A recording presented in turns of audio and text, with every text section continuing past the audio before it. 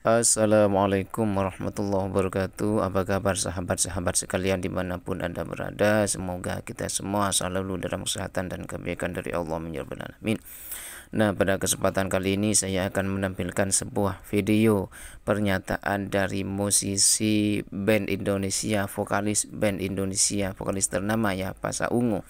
Beliau di sini membela nasab habaib dan mengkritisi kelompoknya Kiai Haji Imaduddin yang telah membatalkan nasab habaib ya. Nah, yang saya heran, Pasha Ungu di sini baru dengar kabar ini atau memang baru bangun tidur seperti itu ya. Padahal kan polemik nasab ini sudah hampir 2 tahun. Kok baru-baru ini ya menyatakan, memberikan pernyataan pembelaan terhadap habaib? Dari kemarin kemana? Marilah kita saksikan bersama.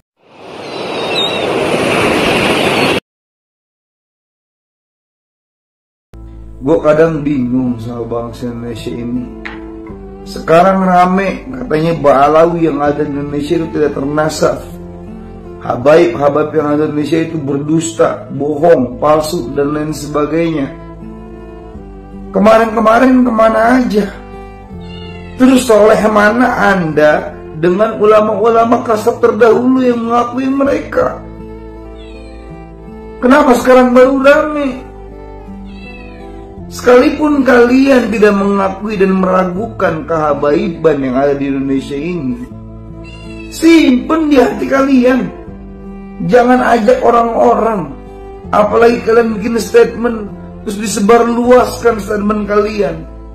Nanti ketika penilaian kalian salah, apa yang akan kalian jawab di hadapan Rasul ketika kalian tidak mengakui itu? Apa pertanyaannya? Siap? Nggak malu, nggak takut. Innalillahi wa inna ilaihi raji'un. Yai, lagi rame Pasha Ungu bela Habib.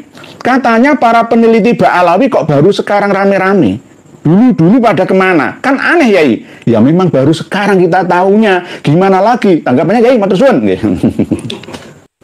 Pasha Ungu ya orang Palu ya, harusnya ya ngerti lah ya. Lah kenapa jenengan nggak jadi wakil gubernur sejak dulu? Kenapa di Indonesia sebelum tahun 2000 nggak ada yang namanya Gojek, Grab, atau Uber? Nggak ada.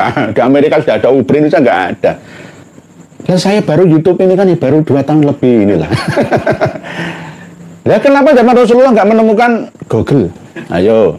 Kenapa Facebook baru ditemukan anak muda Mark Zuckerberg kemarin itu saja? Kenapa YouTube baru kemarin aja? Dulu nggak ada YouTube. Zamannya beda. Inilah yang namanya setiap 100 tahun, 1 abad sekali itu ada pembaharuan, peradaban, pemahaman. Bahkan tentang keagamaan pun, furu'iyahnya itu ada tambahan dan pengurangan. Tergantung kondisi zaman dan makan. Jadi begitu. Jadi misalkan Mas Pasha Ungu misalkan ya, Ungu itu grup band ya, bela Habib katanya peneliti lah, ketinggalan informasi. Kereta jalan sudah jauh ya, dari Surabaya ke Jakarta jenengan baru bulet Gresik. Ya oleh sebab itu semua orang itu sekarang sama-sama belajar. Saya tidak pernah mengaku alim, alamah, tidak pernah, itu fitnah itu. Saya ini orang yang bertorekoh kun aliman, au muta'aliman, au mustami'an, au muhibban. Saya akan menjadi pendengar yang baik. Jika saya pas tidak mendapatkan jadwal khutbah Jumat, saya akan menjadi jamaah biasa. Enggak apa-apa. Ing ngarso, sungtulodo, ing madya, mangun karso, iso tutwuri handayani, iso dadi makmum, iso sembarang, iso. Enak urip itu. Jadi enggak boleh kita sombong. Itu enggak boleh. Mengandalkan ilmu kita. Semua itu sama-sama. Zamannya beda itu. Enggak ada orang yang pualing sekarang. Alim, enggak. Biasa. Harus tetap belajar lagi. Kiai pondok pesantren yang walim ya, ketika nyentuh HP produk Cina, ya mesti harus belajar lagi dari anak-anaknya, gus-gusnya, santri-santrinya, kan begitu.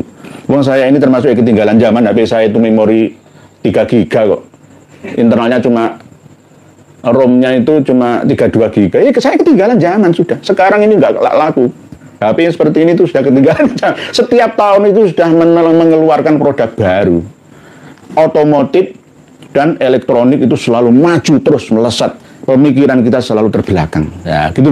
Assalamualaikum warahmatullahi wabarakatuh. Siap nyimak. Sekarang Kibin lagi genjar-genjarnya korek-korek kesalahan yang pro Kiai Imad. Nah, nggih, saya itu yang yang misui saya nggak apa-apa. Namanya ini apa ya? Medsos. Selain medsos itu kita itu orang terbuka, itu bukan tertutup gitu. Jadi open minded ya. Misalkan saya dikritik gak karu-karuan itu ya karena belum tahu, udah aja. Kalau sudah tahu nanti akan mau ya menerima ya karena masih belum tahu. Banyak yang mengkritik, wah mulai laki-laki dan perempuan, ya gak apa-apalah. Itulah resiko perjuangan karena ini termasuk bagian daripada sopo sing nandur mesti manen. Saya mengkritik habaib dan mengkritik kiai-kiai sepuh kita, maka saya harus mau dikritik gantian. Aja enak golek menangi dewi kan gitu. Saya dikritik oleh santri-santri, ya silahkan nggak apa-apa. Misalkan saya dikritik nggak pernah ngaji nahwu sorab misalkan ya loh ya. Begini loh saya ceritakan ya. Saya dulu itu ngaji sorab itu mulai nahwu wadeh, nahwu mulai nahwu tasrifan sorab, nahwu wadeh ya, wadeh jurumiyah, mriti, alfiyah, sampai ke balaghah, jawahirul maknun, sampai ke ukudul juman. Bertahun-tahun saya belajar itu ya. Cuma kalau ada yang salah itu pas saya kurang mutolaah gitu loh. Saya kurang mutolaah. Setelah kami pancing salat busro itu banyak yang terpancing keluar semua. Misui saya gak karu-karuan. Padahal nanti seandainya ayo kita buka-bukaan sekarang. Ayo buka-bukaan salat busro itu seperti apa statusnya. Tentu menang saya. Tentu menang saya. Kenapa? Asbabnya itu nggak jelas. Penuh dengan tipu daya. Apalagi menyamakan salat busro 41 kali dengan 41 kali membaca surat Yasin 83 ayat itu. Jelas nggak masuk akal, nggak ada dasarnya. Toh tetap saya selalu ayamil akhirah, yaumil akhirah, darul akhir dan lain sebagainya. Silahkan. Tapi bagi orang yang mungkin mati buta, silahkan. Ayo teruskan dulu. Buatlah video, jangan cuma satu, percuma. 100 saya akan bantah satu video saja. Teruskan, ya. Sing masih kempelindi membangga-banggakan kitabnya, nahwu sorobnya, silahkan teruskan. Buat 100 video, akan saya bantah dengan satu video. Ojo kempelindi. Cara tertawamu itu, ya, itu bukan tertawa menghormati, tapi ejekan. Itu yang kenapa saya tidak merespon itu loh. Itu tertawa ejekan, dan itu mengandung aura kebencian. Bukan peringatan. Kalau saya mengingatkan Yai Sepuh, semisal Kiai Haji Miftahul Hayat, dengan cara yang hormat, yang saya hormati, tetap saya hormati beliau. Secara pribadi itu saya tidak membenci. Ya, Gus Ulil Absor Abdallah, Kiai Haji Idrus Romli. Saya selalu menyebutkan gelarnya, Gus Wafi. Saya sebutkan, ya, Gus Lumail Abbas. Saya sebutkan namanya. Nggak pernah saya menjatuhkan tak ejek dengan cemooh, dengan tertawaan, pelecehan itu saya nggak pernah. Ini termasuk adab dalam berdebat ya. Kalau soal ta'alumin saya melayani, kalau soal ta'anutin ya saya tidak akan pernah melayani. Bukan karena kami tertutup, tidak. Coba dirubah dulu mindset cara berpikir Anda. Wal ismu minhu mu'robun wa mabni. Jenengan harus jadi mu'rob, bisa berubah-ubah sesuai dengan keadaan zaman. Jangan mabni, sukun mandek wis aku wis alim. Ya itu Kiai Haji terus Romli ya. Kiai Haji Lutfi Basori ya, Gus Naji itu mabni, bukan mu'rob ya, bukan mu'rob. Kalau menurut saya nggak ahli nahwu sorab lah ya. Saya itu 40 hari apal alfiyah 1000 bait itu. Pertama kali di pondok saya yang hafalan di panggung itu saya. Kalau nggak percaya saya masih punya fotonya. Qala Muhammadun wa ibnu Maliki Ahmadu Rabbillah khairu maliki musalliyan ala nabiyil mustafa wa alihil mustakmilin asyarafa wa asta'inullaha fi alfi ya maqasidun nawi biya mahwiyah tuqaribul aqsa bil lafzin mujazi wa tabsudul badala bi wa'din mujazi wa taqdiri dhambi ghairi sukhati fa iqatan alfiyah tabni mu'ti wa bisabin haizun tafdila mustawjibun tanaiyal jamila wallahu yaqdi bi batin wa fi rali wa lahu fi darajatil akhirah kalamuna lafzun mufidun kastaqim wasuna filun summa harfun kalim wahidu kalimatun wal qawlu ambagil matun biya kalamun qad diambil dari batan wanita Allah musnadun ismu tamyizun hasul bi tafa'al tawa'atat wa yaf'al sampai wal ismu minhu mu'rabun wa mabni. Pilih mu'rab atau mabni itu aja. Santri-santri semua saya tantang harus mu'rab, bisa berubah. Al muhafadzah 'alal qadimis sholih wal akhdhu bil jadidil aslah. Ilmu itu dinamis sepanjang masa. Ketika saya lempar wacana orang non muslim bisa masuk surga. Oh bingung semua. Oh liberal itu, plural itu. Wong non muslim kok masuk surga? Ya orang Islam itu masuk jannah. Nah orang non muslim, sing penting nggak musuhi Islam.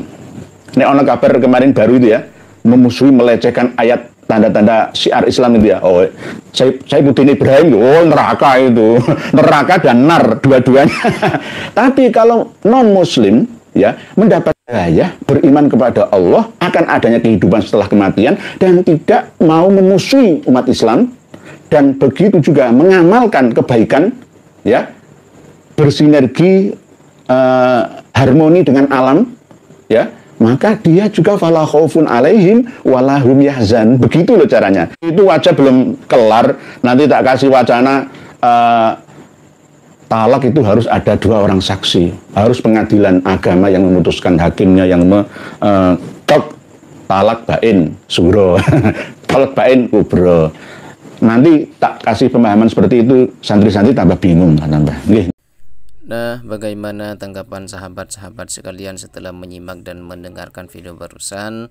Semoga apa yang telah kita dengarkan bersama menjadi ilmu, tambahan ilmu yang manfaat dan barokah untuk kita sekalian, menjadi amal ibadah untuk kita semua lebih dekat dengan Sang Pencipta ya. Karena ini adalah sebuah kajian. Kita belajar, anggaplah niatkanlah kita ini belajar ya, karena setiap pembelajaran itu mendapatkan nilai pahala dari Allah Subhanahu wa taala. Amin amin ya rabbal alamin. Jangan jadikan sebuah kajian ini ya sebagai ajang untuk memprovokasi umat atau memecah belah umat, bukan. Tapi ini anggaplah kita sebuah pembelajaran untuk kita bersama, untuk menuju masa depan yang cemerlang, kebahagiaan dunia dan akhirat, keselamatan dunia dan akhirat ya, lebih pada khususnya pada umumnya untuk kemajuan bangsa Indonesia. Amin ya rabbal alamin.